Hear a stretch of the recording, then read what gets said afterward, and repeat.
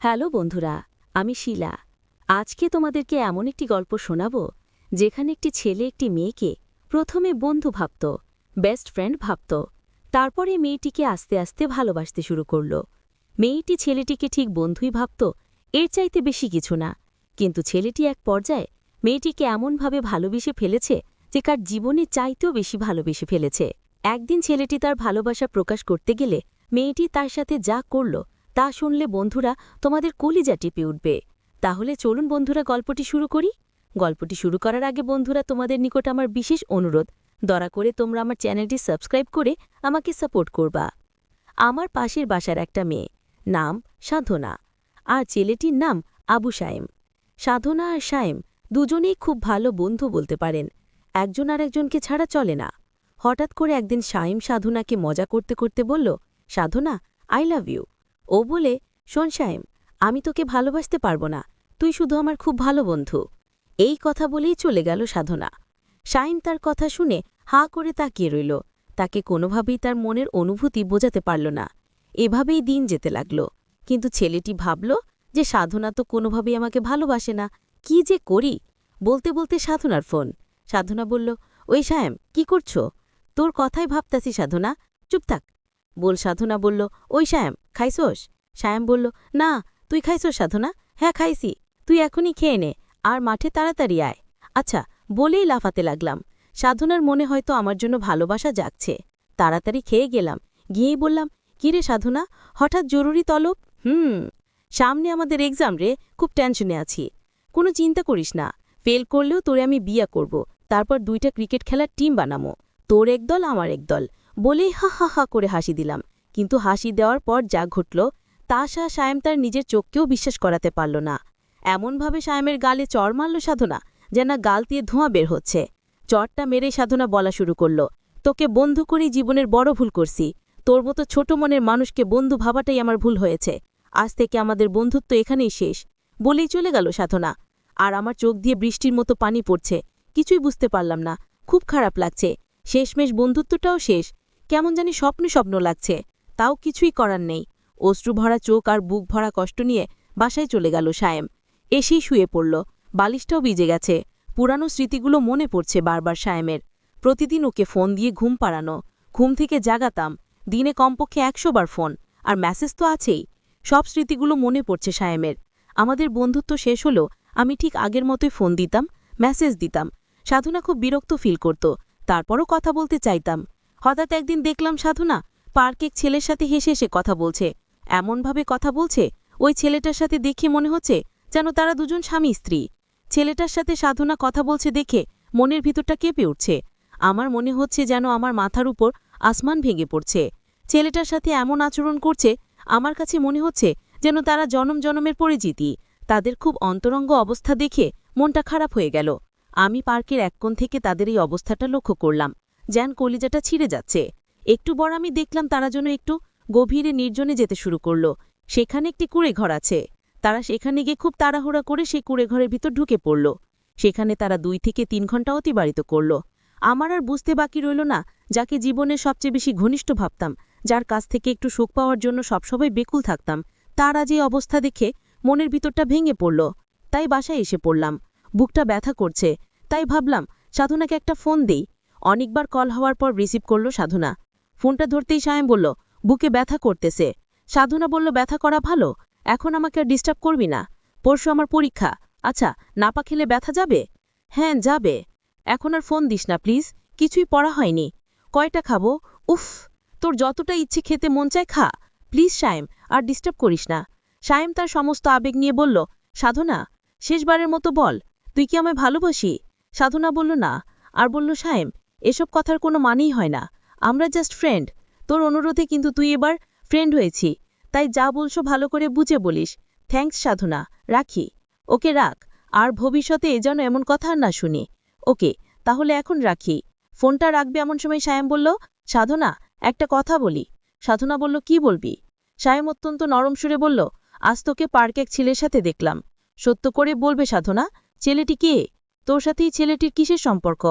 সাধনা বলল, ও আমার লাভার। সায়েম সাধনার মুখ থেকে কথাগুলো শুনে একেবারে নীরব হলে রইল। তার ভেতর থেকে আর কোনো কথা মনে হচ্ছে বের হচ্ছে না, হাত পা একেবারে অবশ হয়ে যাচ্ছে। একটু নীরব থেকে সায়েম বলল, সাধনা, আমার কিছু ভালো লাগছে না। এই কথা শোনার পর সাধনা ফোনটা কেটে দিল। ফোনটা কেটে দিয়ে মনে মনে ভাবতে লাগলো, একসময়ই সাধনা মেয়েটা সারাক্ষণ আমার খবর নিত, এখন আর নেয় না, আর জিজ্ঞেস করে না কাউকে পছন্দ করিস কিনা সায়েম, আর আগের মতো কি করতে হবে বলে না। হঠাৎ বুকের ভিতরে আবার চিপ দিয়ে উঠে বুকটা চেপে ধরে একটু বিছানায় শুয়ে পড়লাম। খুব কষ্ট হচ্ছে, আবার বিছানা থেকে উঠে আমাকে নাপা খেতে হবে। কয়টা খাবো সাধনা? তো বলেই দিয়েছে, যতটা ইচ্ছে ততটা তুই খা। সবগুলো ওষুধ মুখের ভিতরে পুড়ে ঘুমিয়ে পড়লাম। কাক ডাকার ভোরে উঠে পড়ে সাধনা, মোবাইল চেক করে একটা দীর্ঘশ্বাস ছাড়ে। যাক, আজ কোনো মেসেজও নাই, মিসড কলও নাই, পড়ায় মনোযোগী হয়। সাধনা মন দিয়েই পড়তে থাকে। হঠাৎ মনটা যেন কেমন কেমন করছে। তবুও ভালো, সায়েম জ্বালাচ্ছে না। ছেলেটার কোনো কমন সেন্সও নাই, যখন তখন ফোন দিয়ে বলবে, সাধনা এটা হয়েছে, এখন কি করব, ওইটা হয়েছে। বোরিং। কয়েক ঘন্টা কেটে গেলেও সাধনার মোবাইলের আলো জ্বলছে না। হঠাৎ সাধনার মোবাইলে মেসেজ টোন বেজে উঠল। সাধনার কাছে বোরিং হ্যাপি দুইটাই লাগলো। মেসেজ অন করে হতাশ হয়। রবি সিম কোম্পানির SMS। রবি সিমকে কয়েকশো গালাগাল দেয় সে। ঘড়ির ঘণ্টার কাঁটা ক্রমেই বেড়ে চলেছে, কিন্তু একটি বাড়ির জন্যও সায়েমের মোবাইল থেকে কল আসে না। হঠাৎ সাধনার স্মরণ হয় গতদিনের কথা। ও, সাধনা বুকে ব্যথা।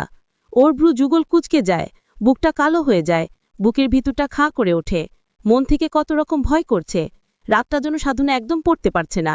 বারবার সায়েমের কথা মনে পড়ছে। সায়েমের মেসেজ তো তার বোরিং লাগে, কিন্তু সেই কেন এখন সায়েমের মেসেজ খুঁজছে। কিছু না ভেবে সায়েমের নাম্বারে ফোন দেয়। হ্যালো সায়েম, আমি সায়েমের বড় ভাই বলছিলাম। তুমি সাধনা তাই না? সায়েম তোমার কথা বলেছে, এখনও বাইরে আছে বন্ধুদের সাথে, পরে ফোন দিও। আপনি এরকম কেঁদে কেঁদে কথা বলছেন কেন? আমার কিন্তু ভয় হচ্ছে। আরে, আমাদের বাড়িতে একজন মুরব্বী মারা গেছে, ওনার জন্য মন খারাপ, আর কাল এক্সাম, যেন ভালো হয়। ওকে ভাইজা, সায়েম এলে আমার কথা বলবেন। সাধনা কিছুই বোঝে না, সায়েমকে কিসে ভালোবাসে। এক্সামের কথা মনে পড়তেই পড়তে বসে যায় সাধনা। পড়ায় মন না বসলেও জোর করে পড়ছে সে। হঠাৎ ঘুমের দিশে হারিয়ে যায় সে। ঘুমের মাঝে কে যেন চিৎকার করছে, সাধনা ভালোবাসিস। কণ্ঠটি পরিচিত, কিন্তু ধরতে পারছে না। হঠাৎ ঘুম ভেঙে যায়। আজ কাক ডাকার আগে উঠে গেছে সাধনা। চোখে মুখে আতঙ্ক। মোবাইলটা হাতে নেয়। কোনো মেসেজ নেই, নেই কোনো মিসড কল। সাধনা চায় হঠাৎ করে একটা কল আসুক, আর নামটা ভাসুক সায়েম, কিন্তু নামটা আর ভাসে না। সাধনার মনে হচ্ছে সে সায়েমকে ভালোবাসে। ইস, যখন বলবে সায়েম ভালোবাসি, কতই না খুশি হবে সে। ভাবতেই অবাক লাগছে। এক্সামের পর সোজা সায়েমেদের বাড়িতে চলে যায়। সায়েমেদের বাড়িতে আগেও এসেছিল, তাই খুব একটা কষ্ট হয়নি। সায়েমেদের ঘরে এত মানুষ কেন? সায়েমের বন্ধুরা সবাই এখানে। সায়েম কয়, আগেরবার এসেছিল, তখন তো সায়েম কত খুশি হয়েছিল। সায়েমের ভাই সাধনাকে এগিয়ে নিয়ে যাচ্ছে, সায়েমকে দেখাবে। কিন্তু সাধনার মনে খটকা লেগে যায়, এদিকে তো গোরস্থান, এখানে কেন নিয়ে যাচ্ছে আমাকে? সায়েমের ভাই পকেটে হাত দিয়ে একটা ছেঁড়া পাতা দিয়ে সাধনার হাতে। কাগজটি পড়তে শুরু করে। হ্যাঁ, এটা সায়েমের লেখা। কেমন আছিস সাধনা? আশা করি ভালো থাকারই কথা। ভাইজা চেয়েছিল তোকে জানাতে আমার অবস্থা ভালো না, কিন্তু এমনিতে আমি তোর এক্সামের অনেক ক্ষতি করে ফেলেছি, তাই আর জানাইনি। এক্সাম কেমন হয়েছে? ও সরিয়া, আমি তো আর বললেও শুনতে পাবো না। সম্ভবত তুই আমার কবরের পাশে দাঁড়িয়ে। জানি না আমাকে কোনখানে কবর দেওয়া হয়েছে, তবে আমি খুশি হয়েছি এই ভেবে যে আর তোকে ডিস্টার্ব করব না। আসলেই তোকে অনেক ডিস্টার্ব করেছি, মাফ করে দিস। আর হ্যাঁ, তোর লাভার পিঙ্কু অনেক ভালো, হ্যান্ডসাম, তোর সাথে মানায়। সেদিন তোদের দুজনকে পার্কে আপত্তিকর অবস্থায় দেখে মনের ভিতরটা কেঁপে উঠেছিল। খুব খুশি হয়েছিলাম। আবার পিঙ্কু এবং তুই, তোরা দুজনের উপরে রাগ হয়েছিলাম। আরও সরি, আমি এমনিতে অনেক টাইম নষ্ট করেছি। সামনে এক্সাম, ভালো করে দিস। আর একটা কথা, নাপা কাজ করেছে, আমার সব ব্যথা দূর করে দিয়েছে। থ্যাঙ্কস, মাফ করে দিস। আর একটা কথা, রাগ করিস না। সাধনা, আমি তোকে অনেক, আমার জীবনের চাইতে বেশি ভালোবাসতাম। যতক্ষণ আমার দেহে প্রাণটি ছিল, ততক্ষণ শুধু সাধনা সাধনা বলেই আমার শেষ নিঃশ্বাস ত্যাগ করেছিলাম। যাক, সবশেষে তো আমি তোকে ভালোবেসে মরতে পেরেছি, এতেই আমার সুখ। সাধনা, ভোগে নয়, ত্যাগেই সুখ। ভালো থাকিস। আবার সরি, আর জীবনেও বলবো না ভালোবাসি তোকে। এই কানে ধরেছি। বোরিং, বোরিং সাধনা।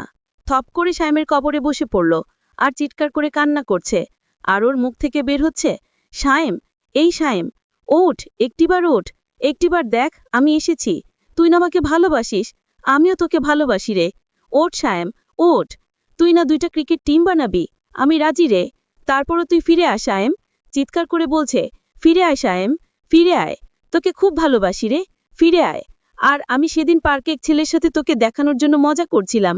আসলে আমি এইটুকু পরীক্ষা করতে চেয়েছিলাম যে তুই আমাকে কতটুকু ভালোবাসিস তা জানার জন্য। আমার ভুল হয়ে গেছে সায়েম, প্লিজ আমাকে ক্ষমা করে দে সায়েম।